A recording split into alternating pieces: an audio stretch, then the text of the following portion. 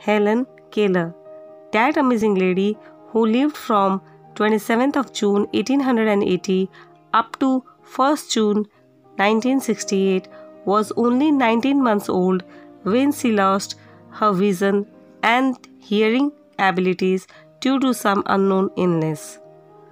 She was an American author, political activist, lecturer, and the first deaf-blind person to earn a bachelor's degree in arts. Despite being intelligent since her childhood, she really got frustrated and tempered due to her differences of not being able to do things in a normal way. But her teacher, friend, mentor, Annie Sullivan, was brilliant enough to teach her language, including reading and writing, since her age of 7.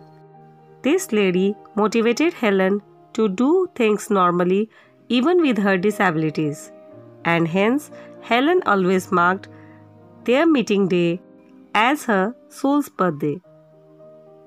Helen worked for the American Foundation for the Blind from 1924 to 1968. Her best book is her own biography, The Story of My Life, which was published in 1903. She is also renowned as the author of 14 books and hundreds of speeches and essays on topics ranging from animals to Mahatma Gandhi. This deaf and blind lady has truly put a mark in the history of mankind. Let us see how she got motivated and what thoughts made her keep going in this difficult situation. The best and most beautiful things in the world cannot be seen or even touched. They must be felt with the heart.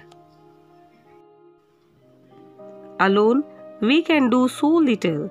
Together, we can do so much. Keep your face to the sunshine, and you cannot see the shadow. Although the world is full of suffering, it is also full of the overcoming of it.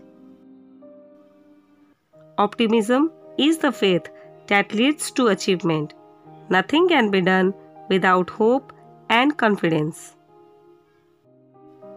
Walking with a friend in the dark is better than walking alone in the light. The only thing worse than being blind is having sight but no vision. Life is a succession of lessons which must be lived to be understood. I am only one, but still I am one. I cannot do everything, but still I can do something. And because I cannot do everything, I will not refuse to do the something that I can do. No one has a right to consume happiness without producing it. Character cannot be developed in ease and quiet. Only through experience of trial and suffering can the soul be strengthened, ambition inspired, and success achieved. Never bend your head. Always hold it high. Look the world straight in the eye. Instead of comparing our lot with that of those who are more fortunate than we are, we should compare it with the lot of the great majority of our fellow men. It then appears that we are among the privileged.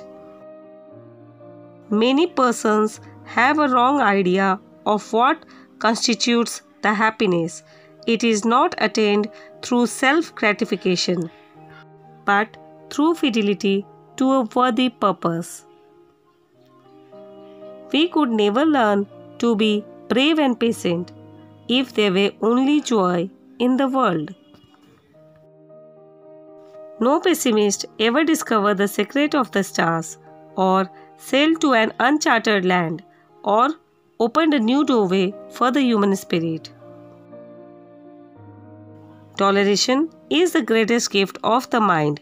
It requires the same effort of the brain that it takes to balance oneself on a bicycle.